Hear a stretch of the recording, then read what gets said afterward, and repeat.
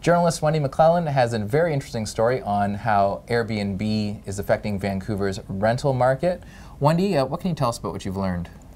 Well, it's been interesting, actually. I've found out that all short-term rentals in Vancouver are illegal. You cannot rent out your place for under 30 days, and you're breaking the law if you are. And the city is just trying to figure out what to do about that. Okay, so are they looking at how Airbnb operates in general then? Because they would be the ones kind of enticing people to break the law, I imagine.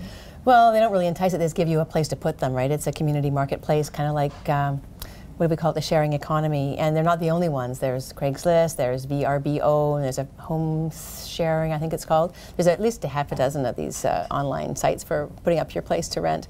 The question is, do you do it or not? Right, and then for people who are doing it, are their decisions impacting potential spaces for other renters?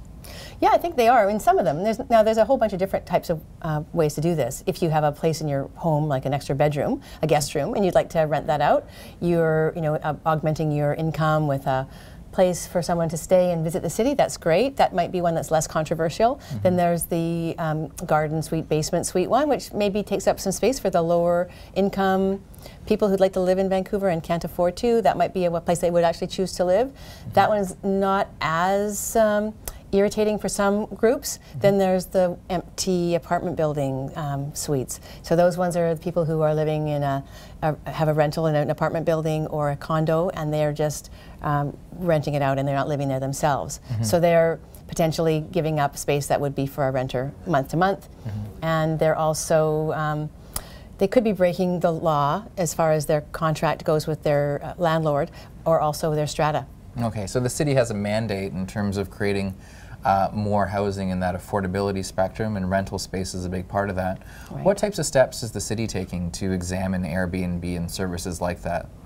Well, they actually just have a working group now amongst the city staff. So it hasn't come from council, it's the city staff initiated group, and it's kind of cross departments, and they're just gathering information right now is what I understand. They started a few months ago trying to figure out what exactly they want to do about this. They want to get some information, create a report, look at what recommendations, if any, to bring to council. So there's still a ways out from figuring out what to do. And it's only just become a problem, it seems, in the last couple of years.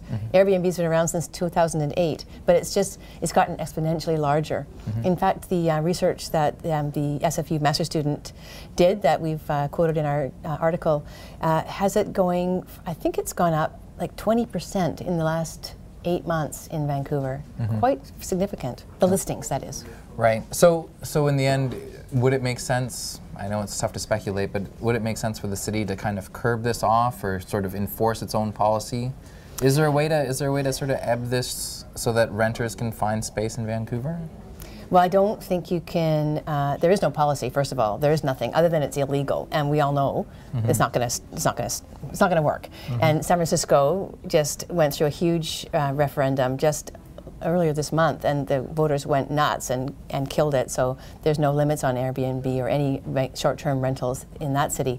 So I think what the city's probably trying to do is figure out is there a licensing fee? Is there some way to manage the numbers? Is there, like in San Francisco, for instance, they were trying to limit how many days you could rent out your place per year. That didn't work, but that could be something they look at, or maybe there's a differentiation between what types of rentals are okay and which ones aren't. But certainly the strata councils have authority to make those bylaws and make people stick to them, and landlords have the authority under their lease agreements with their tenants. So there is way more control than we've got right now. If a strata is concerned, an owner is concerned, a renter is concerned, are there any online resources that they can go to get clarification at all? No, it's not. It's against the law. It's the wild, wild west. That's it. Well, yeah, and you know your strata bylaws. If you own a strata place, you know what the rules are. And if you are renting a strata unit, the owner of the strata will know. If you're a renter in a rental month-by-month place, you have a lease agreement with your landlord. You know what the rules are. Okay. Thank you very much, Wendy. No problem.